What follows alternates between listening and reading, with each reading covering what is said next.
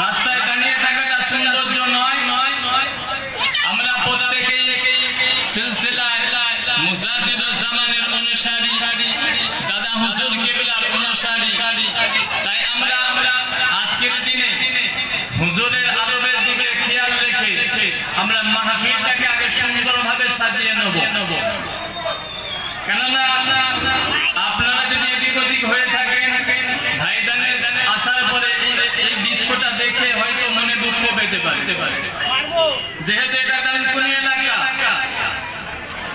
শান্তি শৃঙ্খলা সব সময় এরা ফলো করে চলে, শান্তি শৃঙ্খলা বজায় রেখে চলে।